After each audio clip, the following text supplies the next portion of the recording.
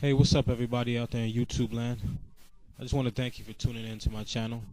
In this video, I'm going to discuss boxing, or more precisely, the prospective matchup between Manny Pacquiao and Floyd Mayweather Jr.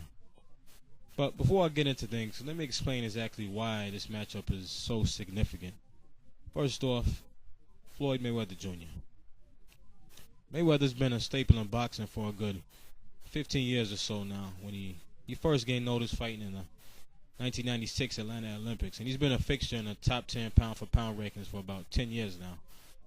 He made huge strides towards stardom by demolishing Diego Corrales in 2001, and made his way to the number one pound-for-pound spot in 2005, and finally became a household name, more or less, after defeating Oscar de la Hoya in 2007. Then, after knocking out Ricky Hatton, Mayweather announced his retirement. Enter Manny Pacquiao. But actually, he entered the spotlight before Mayweather's retirement with a career-defining performance against Marco Antonio Barrera. This was a fight where Pacquiao basically said, "This is me. Pay attention." And pay attention we did. Pacquiao next stepped into the ring with Juan Manuel Marquez and had jaws hitting the floor after a scintillating first round. But Marquez did manage to rally and fight in a draw. So after that, Pacquiao had a bit of a speed bump, losing to Erik Morales. But since then, he's looked absolutely unstoppable. He came back and avenged his loss to Morales twice. He moved up in weight and pulverized David Diaz. He peppered Oscar de la Hoya for 8 rounds, sending the old man into retirement. He knocked Ricky Hatton out cold with a single punch.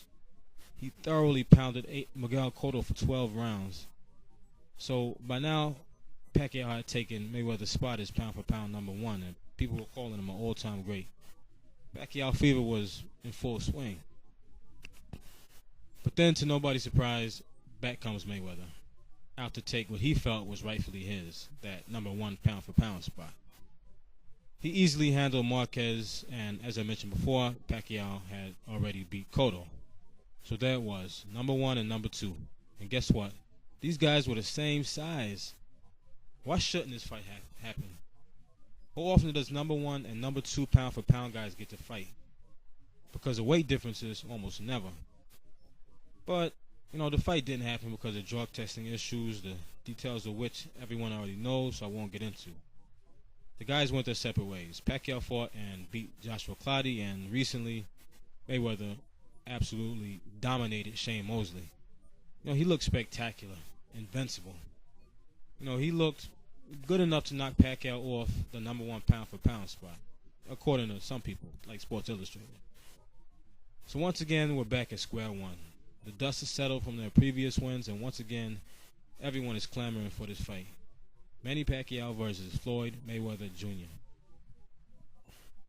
Now imagine if two teams in the Super Bowl both went 16-0 during the regular season, and both teams pummeled their opposition in the playoffs leading to the Super Bowl. Imagine how huge that Super Bowl would be. The ticket sales, the TV ratings, the overall coverage would be unprecedented. That would probably be the biggest single-day sporting event in U.S. history. Now, maybe I'm just an over-exuberant boxing fan, but that is how, from a boxing standpoint, I see the prospect of these two guys fighting. It would break pay-per-view records, maybe even some attendance records if it was held at Cowboy Stadium, a place that has the capacity to hold golden era-sized crowds. This fight needs to happen. And if boxing doesn't want to fall deeper into irrelevance, it better happen. But the details of why it should and need to happen is a whole other story. Right now, I'm going to talk about, if it did happen, who would win. Okay, so after Mayweather thoroughly outclassed Marquez, people were saying Pacquiao wouldn't stand a chance. Then, after Pacquiao demoed Cotto, people were saying Mayweather wouldn't stand a chance. Then, Mayweather beat Shane Mosley, and once again, people are saying Pacquiao doesn't stand a chance. Boxing fans, how can you be so fickle? Look, styles make fights, so saying just because Mayweather outclassed Marquez, who gave Pac all he can handle, is, for lack of a better term, bullshit. There's indeed no blueprint for beating Floyd Mayweather. As he himself has said, 41 have tried and 41 have failed. But he has been hurt, only a few times actually, against Corley and Mosley. But aside from those incidents, one would be hard pressed to find a time when he was, you know, truly in trouble. He's a defensive genius, one of the greatest defensive fighters of all time. But does that mean he can't be beat? No, it doesn't. As spectacular as Mayweather was against Mosley, I saw moments in that fight that would have been much different had there been Manny Pacquiao in there. Pacquiao would have been all over Mayweather from start to finish. In other words, he would have applied pressure. Pressure, pressure, pressure. As far as I could see, that's the way to beat Floyd Mayweather. A good jab and being southpaw, which Pacquiao is, but back to pressure. Castillo and De La Hoya had the success they had because of pressure. They forced Mayweather to be too concerned with defense to maintain a sustained offense. De La Hoya probably would have won if he hadn't ran out of gas, and Castillo lost, but, won, really. Even Ricky Hatton had some early success against Mayweather. Why? Because he applied pressure. Now, Pacquiao isn't hard to hit at all. Even in dominating performances, he got popped quite a few times, and his faces looked pretty bashed in after a couple of his wins. Now, Mayweather will undoubtedly hit Pacquiao. The guy's punches are as accurate as a tape recorder at times. But rest assured, he will get hit back, and he will get hit more than he ever has in his career. Pacquiao's like a buzzsaw. He's quick as lightning with his hands and feet, and he throws punches from the most unorthodox of angles. This, and as I mentioned before, Pacquiao's southpaw stance will give Mayweather some problems. Along with pressure fighters, Pacquiao has southpaws have given Mayweather problems before.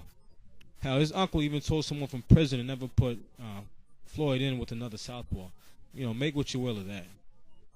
Pacquiao has 3 things in his arsenal that Mayweather has struggled a bit with: speed, southpaw stance, and the ability to apply pressure. These are the tools Pacquiao will have to use to beat Mayweather. Now, I'm not saying it'll be a wipeout. Mayweather's a supremely talented counterpuncher, and that will give Pacquiao some problems. But the question is, will it be enough?